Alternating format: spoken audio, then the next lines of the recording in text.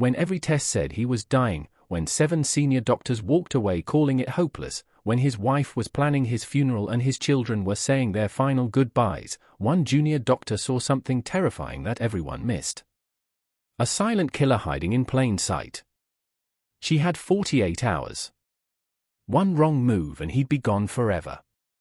She broke every rule. Risked everything. And what happened next, nobody in that hospital will ever forget. This is the true story of the patient who was supposed to die, but didn't. Because one person refused to give up. Rajesh Kumar woke at 5:30 every morning, just as the first hints of dawn touched the bedroom window of his small terraced house in Leicester. His wife, Priya, always stirred when he rose, mumbling something loving before drifting back to sleep. For 18 years, this had been their rhythm. By 6 o'clock, Rajesh was in the kitchen, preparing breakfast and packed lunches. He made porridge for his mother, who lived with them and had trouble with her knees. He made sandwiches for his 2 children, 14-year-old Oriv and 11-year-old Meera. And he made tea, strong and sweet, just the way Priya liked it. Rajesh worked as a senior technician at a local manufacturing plant. It wasn't glamorous work, but it was steady. The family depended entirely on his income. Priya had stopped working years ago to care for his mother and the children. Every bill, every school fee, every bit of food on the table, it all came from Rajesh's wages. But Rajesh never complained. In fact, he smiled often. His colleagues said he had a gift for making people laugh, even on the hardest days. At home, he was the center of everything. Oriv talked to him about football and school problems. Meera showed him every drawing she made. His mother waited each evening just to have tea with him. And Priya said he was her rock. There was one dream Rajesh had carried quietly for nearly 20 years. He'd always wanted to open a small cafe. Nothing fancy, just a warm place where people could sit, talk, and feel at home. He'd been saving slowly, carefully. Last month, he'd finally found a little shop space near the high street. The lease would be signed in 3 weeks. He could barely contain his excitement. Soon, Priya, he'd said just last Sunday, holding her hand across the kitchen table. Soon we'll have something that's truly ours. She'd smiled, tears in her eyes. You've worked so hard. That Sunday had been perfect. They'd gone to the park as a family. Rajesh had played cricket with Oriv, pushed Meera on the swings, and sat on a bench with Priya, watching the sky turn gold. His mother had packed samosas, and they'd laughed until their stomachs hurt. But Monday morning, everything changed. Rajesh woke at his usual time, but something felt wrong. His head throbbed with a deep, pulsing pain. His hands trembled slightly as he filled the kettle. He told himself it was nothing, maybe he hadn't slept well. By Wednesday, he couldn't ignore it anymore. The headaches had become unbearable. His vision blurred at the edges. Twice at work, he'd felt so dizzy he had to sit down. And there was something else, a strange numbness creeping into his fingers. You need to see a doctor, Priya insisted, her voice tight with worry. It's just stress, Rajesh said, though he didn't believe it himself. Thursday evening, Rajesh collapsed. He'd been helping Meera with her maths homework when the room suddenly tilted. His legs gave out beneath him. Meera screamed. Priya came running. Rajesh lay on the floor, conscious but unable to move properly, his words slurring as he tried to speak. The ambulance arrived within 12 minutes. Priya rode with him, clutching his hand, whispering prayers under her breath. Oriv stayed home with his grandmother, both of them frozen in shock, the television playing to an empty room. At the hospital, the emergency doctors worked quickly. They ran tests, blood work, scans, neurological exams. Rajesh's symptoms were alarming: severe headaches, visual disturbances, tremors, partial paralysis, confusion. But the results made no sense. We need to keep him in for observation, the doctor told Priya in the corridor. His face was carefully neutral. We're not sure yet what we're dealing with. Priya's world crumbled with those words. She called Oriv. Her voice broke as she explained. On the other end of the line, her son, her brave, football-loving boy, went silent. When he finally spoke, he sounded like a child again. "Is Papa going to die?" "No," Priya said, though she wasn't sure. "No, Beta. He'll be fine." But she didn't feel fine. Nothing felt fine. At home, the family's carefully balanced life began to collapse. Oriv stopped going to football practice. He sat in his room, staring at the wall. Meera cried every night, asking for her father. Rajesh's mother, already frail, seemed to shrink with worry. She stopped eating properly. And Priya held it all together the only way she could. She stayed at the hospital every day, only going home to sleep for a few hours before returning. She stopped answering calls from friends. The house grew quiet and cold. In the hospital, Rajesh's condition worsened. By Saturday, he developed a fever. By Sunday, he was struggling to breathe properly. The doctors increased their efforts, bringing in specialists, running more tests. But every result came back inconclusive or contradictory. It could be an infection, one doctor said. Perhaps an autoimmune disorder, suggested another. Maybe a neurological event we haven't identified yet. They started treatments based on their best guesses: antibiotics, steroids, antivirals. Nothing worked. Rajesh grew weaker. His skin took on a grayish tone. His eyes, once so full of warmth and laughter, became distant and glassy. Priya sat beside his bed, holding his limp hand. "You have to fight," she whispered. "The cafe, remember? 3 weeks. We're so close, Rajesh. You can't give up now." But Rajesh couldn't respond. He drifted in and out of consciousness, his body betraying him in ways no one could explain. In the corridor outside, a young woman in a white coat stood quietly, reading through Rajesh's file. Her name was Dr. Amelia Chen, and she was only 8 months out of medical school. She'd been assigned to observe the senior doctors, to learn from their experience. But as she read the notes, something stirred inside her, not just medical curiosity, but something deeper. Something human. She looked through the window into Rajesh's room. She saw Priya, exhausted and hollow-eyed, keeping vigil. She saw the family photographs taped to the wall beside the bed. She saw the handmade card from Meera that read, "Get well soon, Papa. I love you." And she saw a man who was dying, despite every effort to save him. Amelia's hands tightened on the file. She'd joined medicine to help people, to make a difference. But so far, she'd only watched from the sidelines, taking notes, staying quiet, following orders. Not this time, she thought. Not this patient. She didn't know yet how she could help. She didn't have the experience, the authority, or the answers.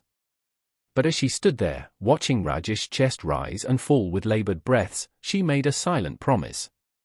She would find a way. She had to. Because time was running out and no one else seemed to know what to do.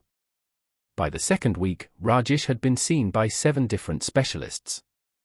Each brought their expertise, their state-of-the-art equipment, their confident diagnoses. And each, in turn, walked away baffled.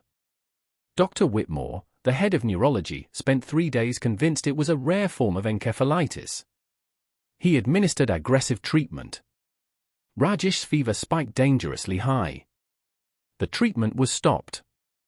Dr. Patel, an immunologist with 30 years' experience, was certain they were looking at an autoimmune condition attacking Rajesh's nervous system. She prescribed powerful immunosuppressants. Within 2 days, Rajesh developed a secondary infection. That treatment, too, was abandoned. A toxicologist was brought in. Perhaps it was poisoning, environmental, accidental, something in the workplace. Tests were run. Nothing conclusive emerged. Each failed treatment took something from Rajesh. He grew thinner. His muscles weakened. The tremors became constant. Sometimes he seemed to recognize Priya, other times, he stared at her as though she were a stranger.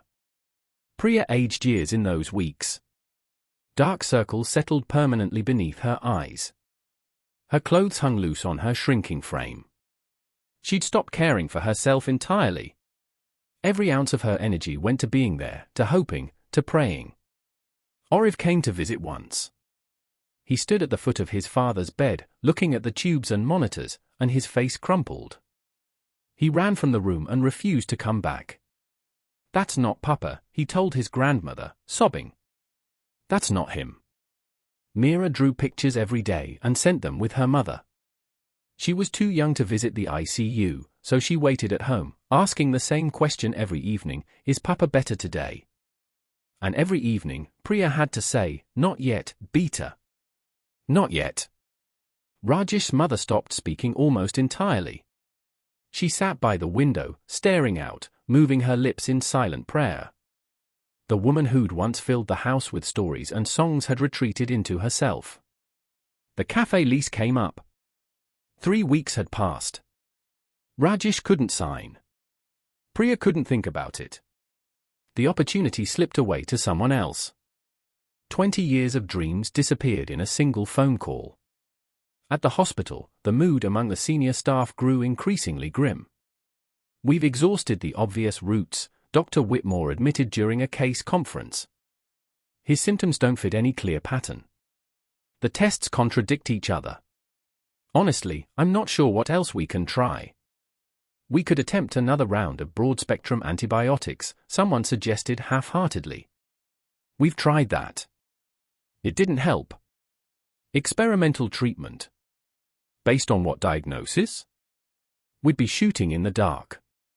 The conversation went in circles. Medical professionals who'd spent careers saving lives now sat around a table, defeated by a case they couldn't solve. Dr. Amelia Chen sat in the back of the room, listening. She'd been allowed to attend these conferences as part of her training, but she was expected to remain silent. Junior doctors didn't speak up in rooms full of consultants. But her mind was racing. She'd spent every spare moment studying Rajesh's case. She'd read his file so many times she'd memorized it. She'd researched similar cases in medical journals, staying up until 3 in the morning, searching for patterns, for answers. There was something they were missing. She could feel it. During the night she'd been on duty, she'd checked on Rajesh regularly, more than necessary, really. She'd watched his symptoms, noted the small changes. And she'd spoken to Priya. Those conversations had changed everything for Amelia.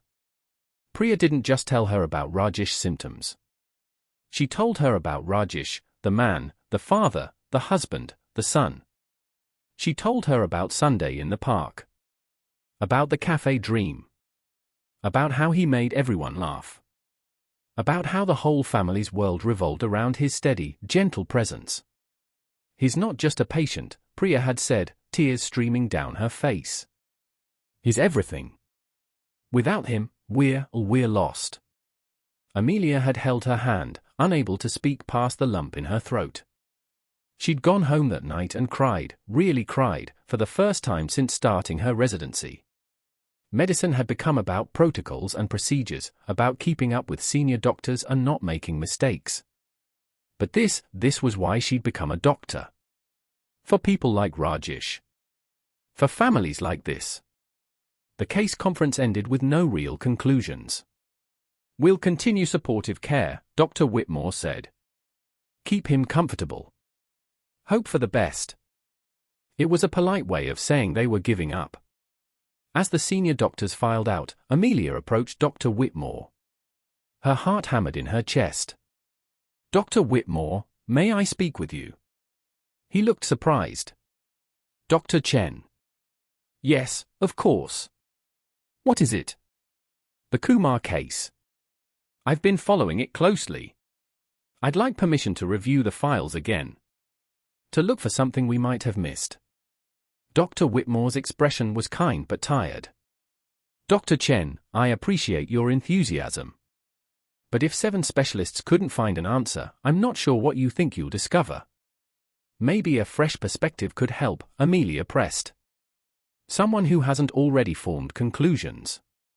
I know I don't have your experience, but Experience is exactly the point, he said gently. This isn't a textbook case. It's complex and dangerous. I can't have junior staff experimenting on a critically ill patient. I'm not suggesting experimenting. Just reviewing. Looking again. He sighed. You can review the files if you wish. But don't get your hopes up. Some cases simply don't have good outcomes. He walked away, leaving Amelia standing alone in the corridor. Don't get your hopes up. Some cases don't have good outcomes.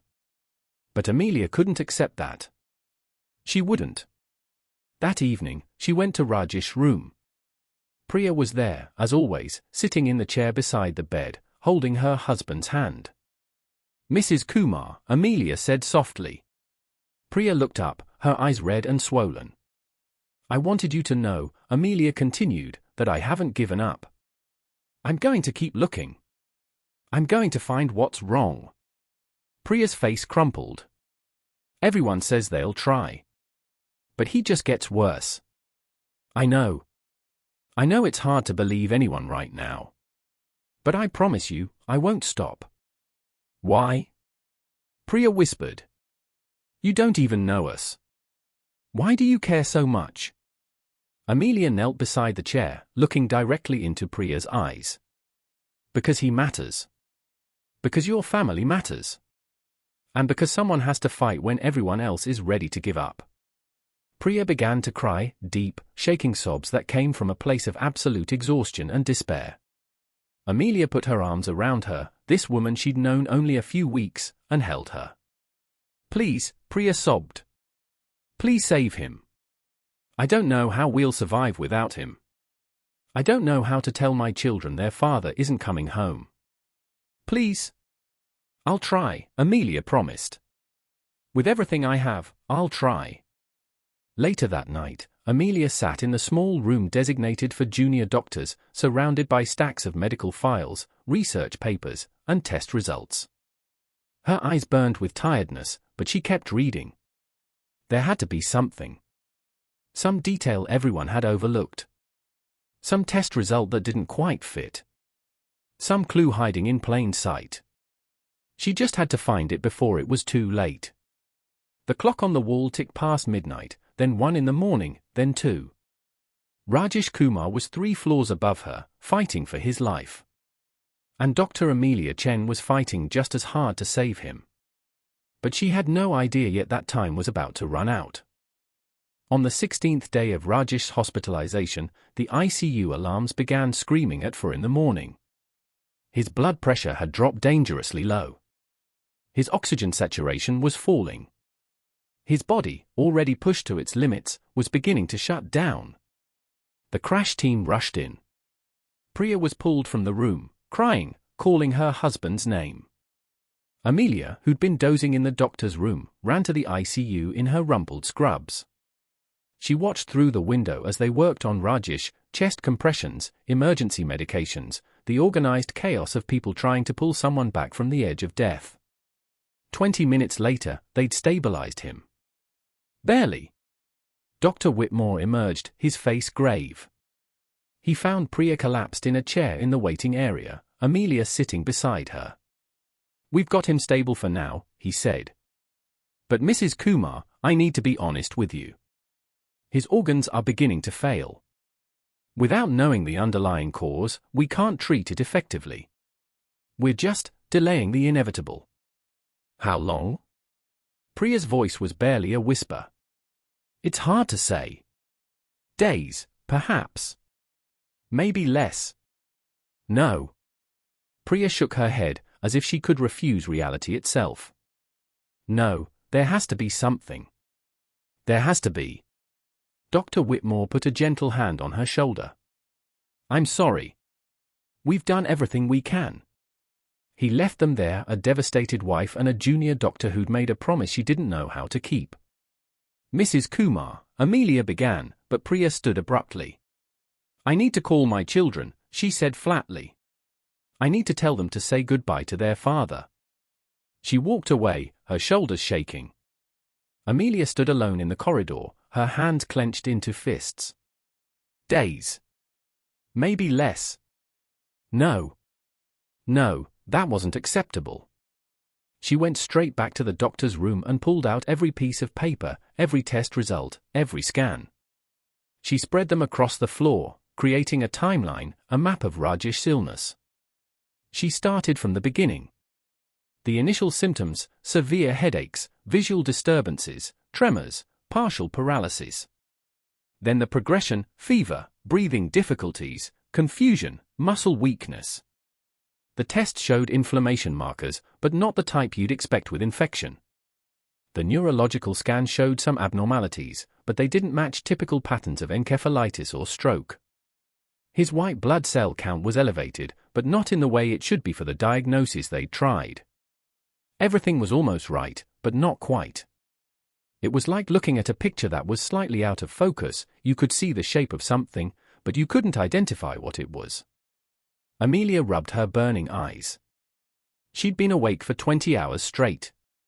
Her thoughts were starting to blur. Maybe Dr. Whitmore was right. Maybe she was too inexperienced. Maybe this was beyond her. Maybe. Wait. Her eyes caught on a single line in the blood work from day 3. A note about eosinophils, a type of white blood cell. The level had been elevated, but the doctor who'd ordered the test had written, likely stress response or coincidental. Not significant given other symptoms. Amelia stared at that line. Elevated eosinophils. Not significant. But what if it was significant? What if everyone had been so focused on the dramatic symptoms, the neurological issues, the fever, the paralysis, that they dismissed this quiet abnormality? Eosinophils elevated in certain conditions. Allergic reactions, yes. Parasitic infections. And certain rare inflammatory conditions. Her heart began to beat faster. She pulled out her laptop and started searching medical databases. Elevated eosinophils plus neurological symptoms plus multisystem involvement plus. There. A case study from 3 years ago. A patient in Manchester with similar presentation. The diagnosis: eosinophilic granulomatosis with polyangiitis, a rare autoimmune condition where white blood cells attack blood vessels, causing inflammation throughout the body. It was rare. It was often missed because it mimicked other conditions. And it was treatable if caught in time. Amelia's hands trembled as she read. The treatment was high-dose corticosteroids combined with immunosuppressants, but a specific type and dosage that differed from what Dr. Patel had tried earlier. But she needed to be sure. One wrong treatment could kill Rajesh. And she was just a junior doctor. She had no authority to order treatments. She needed evidence. She checked the time, 6:15 a.m. The lab would be opening soon. She needed specific tests: ANCA blood tests, eosinophil counts from different samples, biopsies if possible. But she couldn't order those tests herself. She needed a senior doctor's approval. And who would listen to her? A junior doctor with a theory based on a test result everyone else had dismissed? She thought of Priya. Of Oriv and Meera. Of Rajesh's mother. Of the cafe that would never open. She thought of her promise. At 7 a.m., Amelia knocked on Dr. Whitmore's office door. "Dr. Chen," he said, surprised. "Have you been here all night?" "Dr. Whitmore, I found something. In Rajesh Kumar's case. I need you to look at it." He sighed. "Dr. Chen. Please. Just 5 minutes. If you still think I'm wrong, I'll drop it. But please, just look." Something in her face made him pause. He nodded. 5 minutes. She showed him everything. The elevated eosinophils. The pattern that didn't quite fit the previous diagnoses. The case study. The specific tests they needed to run. Dr. Whitmore listened. He looked at the papers, at the research, at her desperate, exhausted face. "It's possible," he admitted slowly. "Very rare, but possible. But Dr. Chen, the treatment is risky. If you're wrong, we could make things worse." He's incredibly fragile right now. And if we do nothing, he dies. Definitely. This way, there's a chance. He was quiet for a long moment. Then, I'll order the tests. But they'll take at least 6 hours for results. And if the results support your theory, we'll discuss treatment with the full team. 6 hours might be too long, Amelia said. He's deteriorating rapidly. It's the best I can offer. I can't authorize treatment based on a theory, no matter how well researched. We need confirmation. Amelia wanted to argue, but she knew he was right. She nodded. Thank you. The tests were ordered at 7:30 a.m. At 9 a.m., Rajesh's heart rate became dangerously irregular. He was moved to intensive monitoring. At 11 a.m., he stopped responding to verbal stimuli entirely. At 1 p.m., his kidneys began to fail. Amelia checked every 30 minutes for the test results. Nothing yet. Still processing. Still waiting. She went to Rajesh's room. Priya sat there, flanked now by Oriv and her mother-in-law. The boy held his father's hand, tears streaming silently down his face. Rajesh's mother prayed continuously under her breath. Is there any news? Priya asked, her voice hollow. Tests are running, Amelia said. We should know soon. But soon felt like a lifetime when someone was dying in front of you. At 2 p.m., Amelia got the call. The test results were ready. She ran to the lab, actually ran through the hospital corridors, and grabbed the printout from the technician's hands. Her eye scanned the numbers. Eosinophils, severely elevated. ANCA, positive for specific antibodies. It was there. The confirmation. She'd been right. She ran back to find Dr. Whitmore, papers clutched in her shaking hands. He was in surgery. She waited outside the operating theater, pacing, watching the clock. 2:30 p.m. Rajesh was still deteriorating. 2:45 p.m. Dr. Whitmore was still in surgery. At 3 p.m., a nurse came running. Dr. Chen, the Kumar patient, he's crashing again. Amelia ran back to the ICU. The alarms were screaming. Rajesh's body was convulsing. The team was already working, but his vitals were plummeting. Where's Dr. Whitmore? Amelia shouted. Still in theater. She looked at the monitors. At Rajesh. At Priya being held back by nurses, screaming her husband's name. Amelia knew the treatment. She'd researched it for hours. She knew the exact medication, the dosage, the administration method. But she didn't have the authority. If she gave the order and it went wrong, her career would be over. She could face legal action. She could be struck off. But if she didn't? Rajesh would die. Right now. In the next few minutes. Her promise echoed in her mind, with everything I have, I'll try. Amelia made a decision that would either save a life or destroy her career. Prepare methylprednisolone, she ordered the nurse. 1 gram for push. And get cyclophosphamide ready. The nurse stared at her. Dr. Chen, that's not an approved. Do it now. The nurse hesitated, then moved. Amelia stepped to Rajesh's bedside, her hand steady despite the terror racing through her veins. The medication went in. Rajesh's body jerked once, violently. The monitors shrieked. His heart rate spiked, then dropped, then flat line. The sound was the worst thing Amelia had ever heard. A single, continuous tone that meant death. No, she whispered. No, no, no. They started compressions. She'd been wrong. She'd killed him. She'd. And then, after 15 seconds that felt like 15 years, the monitor beeped. Once. Twice. A rhythm returned. Weak, but there. Rajesh's heart was beating again. But Amelia barely registered the relief because Dr. Whitmore had just entered the ICU, and his face was thunderous. "Dr. Chen," he said, his voice ice-cold. "What have you done?" The ICU fell silent except for the steady beep of Rajesh's heart monitor, a sound that moments ago had been a flat line, and before that, chaos. Dr. Whitmore stood in the doorway, still in his surgical scrubs, his face a mixture of fury and disbelief. "Dr. Chen, in my office. Now." "Dr. Whitmore, I can explain.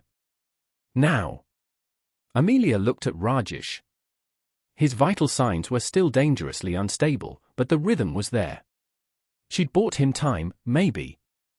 Or she'd just delayed the inevitable whilst destroying her own career. She followed Dr. Whitmore to his office, her legs shaking. Behind her, she could hear Priya's voice asking the nurses, "What's happening? Is he alive? Please, someone tell me what's happening." In the office, Dr. Whitmore shut the door. When he turned to face her, she'd never seen him so angry. "You administered unauthorized treatment to a critically ill patient," he said, his voice tight with controlled rage. "You, a junior doctor with 8 months' experience, overrode protocol and made a decision that could have killed him. Do you understand the severity of what you've just done?" "The test results," Amelia started, but he held up a hand. "I don't care about the test results. You don't have the authority to make that call. There are procedures, hierarchies, safeguards in place for a reason. What you did was reckless, dangerous, and—" "It was the only chance he had," Amelia interrupted, her voice stronger than she felt. "You were in surgery. He was dying. The tests confirmed my diagnosis. I knew the treatment protocol. Every second mattered. You could have called another senior doctor. There wasn't time." His heart stopped. "Dr. Whitmore. If I'd waited, he would have died whilst I filled out forms and tracked down signatures. And if you were wrong? If your treatment had killed him?" Amelia met his eyes. "Then I would have accepted the consequences. But I wasn't wrong." Dr. Whitmore opened his mouth to respond, but his pager beeped. He looked at it, and his expression shifted. "It's the ICU." They both ran. When they arrived, the scene had transformed. The alarms had stopped. The nurses were moving with purpose but not panic. And Rajesh's vital signs on the monitor, they were improving. Not dramatically. Not miraculously. But measurably, undeniably improving. His heart rate had stabilized. His blood pressure was rising. His oxygen saturation was climbing back into acceptable ranges. The senior ICU nurse, a woman named Margaret with 30 years' experience, looked up as they entered.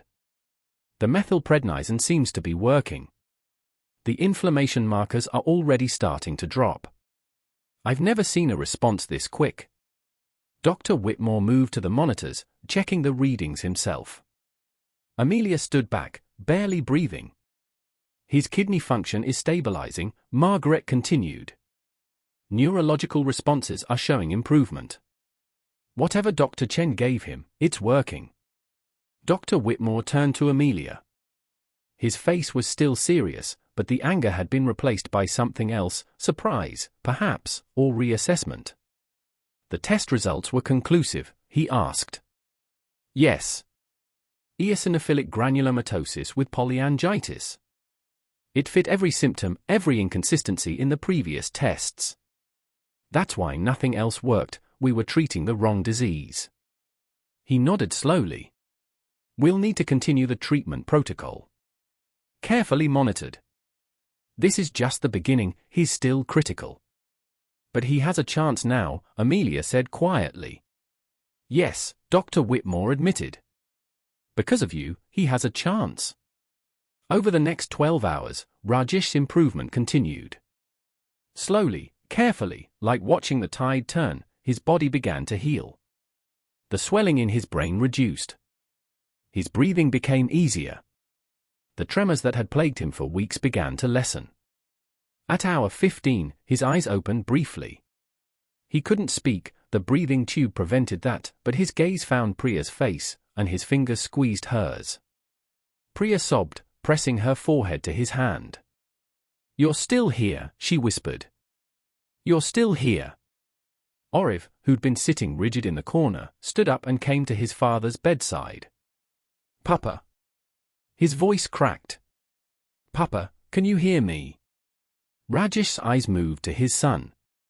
One slow blink. "Yes." The boy broke down, crying as he hadn't allowed himself to cry in weeks. His grandmother put her arms around him, and they wept together, not tears of grief this time, but of hope. Amelia watched from the doorway, exhausted beyond measure but unable to leave. She'd been awake for nearly 36 hours. Her hand still trembled from the adrenaline that had flooded her system during the emergency. Dr. Whitmore appeared beside her. "Dr. Chen, you should rest. I want to make sure he stays stable." "He will. Margaret is the best ICU nurse in this hospital. She'll call if anything changes." He paused. "What you did was still against protocol. We'll need to have a formal discussion about it." "I understand. But you also saved a man's life when everyone else, including me, had given up. That matters too." Amelia looked at him, surprised. "You saw what we missed," he continued. "Not because you're more experienced or more skilled, but because you looked with fresh eyes. And because you cared enough to keep looking when it would have been easier to walk away." He extended his hand. "You're going to be an excellent doctor, Dr. Chen." She shook his hand, too overcome to speak. The next 72 hours were tense. The treatment continued, carefully calibrated. Rajesh's body fought against the disease, towards healing. There were setbacks, a fever on day 2, breathing difficulties on day 3. Each time, Amelia was there, monitoring, adjusting, refusing to let him slip away. And each time, Rajesh fought back. On day 5, the breathing tube came out. Rajesh spoke his first word in 3 weeks, Priya. His wife, who'd barely left his side, took his face in her hands. "I'm here. I'm right here. The cafe." His voice was raspy, confused. "Don't worry about that now. Just get better." Did we lose it?" Priya's face crumpled, but she smiled through her tears. "Yes. We lost it. But we didn't lose you. That's all that matters." Rajesh's eyes filled with tears. "I'm sorry. Don't you dare apologize. We'll find another cafe. Another dream. But there's only one you." On day 8, Rajesh sat up in bed for the first time. Meera was allowed to visit, and she ran to him, burying her face in his chest. "Papa! Papa, I made you 17 drawings." 17. Rajesh's voice was stronger now. "I'd better see all of them." She climbed carefully onto the bed and showed him each one, explaining in detail what every picture meant. Rajesh listened, his arm around her, tears streaming down his face. On day 12, Amelia came to check on him during her rounds. Rajesh was sitting in a chair, a huge milestone. The color had returned to his face. The tremors were almost gone. "Dr. Chen," he said, his face breaking into a smile. "My wife tells me I owe you my life." Amelia shook her head. "You owe yourself. You fought hard. She says everyone had given up except you. She says you stayed up all night looking for answers. She says you risked everything to save me. I just did what any doctor should do." Rajesh reached for her hand. "No. You did what very few people would do. You saw me, not just a case, not just symptoms, but me. My family. You understood what was at stake." Priya appeared in the doorway with tea for her husband. "Dr. Chen. I was hoping I'd see you." She set down the tea and took Amelia's other hand. "How can we ever thank you? Seeing him well is thanks enough." "It's not enough," Priya insisted. "You gave us our life back. Our family. Everything. Oriv, visiting after school, added, "Mum says when Papa gets better, we're going to name our cafe after you." Amelia laughed, overwhelmed. "You're going to try again?" "We found a new space," Priya said, her eyes shining. "Smaller, but perfect. We'll have to save a bit longer, but we'll get there. And yes, we're definitely naming it after you." "Chen's cafe? Dr. Amelia's?" "We haven't decided yet." "Rajesh's cafe," Amelia said firmly. "It should be his name. His dream." Rajesh smiled. "How about Family Cafe? Because that's what you are now, Dr. Chen. Family. You're always welcome at our table." 3 weeks later, Rajesh was discharged from hospital. He'd need ongoing treatment and monitoring, but the prognosis was good. The disease had been caught and controlled. He would recover. The day he left, half the hospital staff came to say goodbye.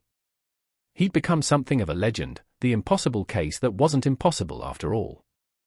Amelia walked Rajesh and Priya to the hospital entrance. The autumn sun was shining, and Rajesh paused to tilt his face towards it, breathing deeply. "I never thought I'd feel sunshine again," he said quietly. Then he turned to Amelia. "I don't know where I'd be without you." "Well, actually, I do know. I'd be dead."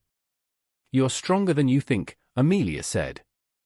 "Your body, your will, you fought. Guided by your brilliance."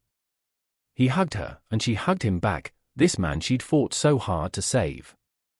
As they walked away, Rajesh moving slowly but steadily, Priya's arm linked through his, Amelia felt something she'd never quite felt before in her medical career. Not just satisfaction at a successful treatment. Not just relief. But a deep, profound sense of purpose. She'd joined medicine to help people. But it had become about exams, protocols, hierarchies, not making mistakes. She'd lost sight of the humans at the center of it all. Rajesh had reminded her. His family had reminded her. This case had reminded her. Medicine wasn't just science. It was humanity. It was seeing the person, not just the symptoms. It was caring enough to keep fighting when logic said to give up. It was about compassion, empathy, and the stubborn refusal to accept that some lives couldn't be saved. Dr. Whitmore appeared beside her, watching Rajesh and Priya walk away. "You know, Dr. Chen, you gave me something to think about too." "So?" "I'd been doing this job so long, I'd started seeing patterns instead of people. Protocols instead of possibilities. You reminded me why we became doctors in the first place." He smiled. "Don't ever lose that. The world needs doctors who care as much as they know." "I won't," Amelia promised. "I won't ever forget this." And she didn't. Years later, Dr. Amelia Chen would become one of the most respected diagnosticians in the country. She'd save countless lives, solve countless medical mysteries. Students would ask her secret, and she'd always tell them the same thing. Look at the patient, not just the chart. Care about the person, not just the case. And never, ever give up, because sometimes the answer everyone else missed is right there, waiting for someone who cares enough to find it. And on the wall of her office, she kept a photograph, a small cafe called Rajesh's Family Table, with a smiling family standing in front of it. In the corner of the photograph, someone had written, "To Dr. Chen, who gave us our future back. Forever grateful." Because that's what medicine was really about. Not the tests or the diagnoses or the procedures. It was about giving people their futures back. Their families. Their dreams. Their lives. It was about humanity, service, and the incredible power of refusing to give up on someone when they needed it most. And that was a lesson worth more than any medical textbook could teach.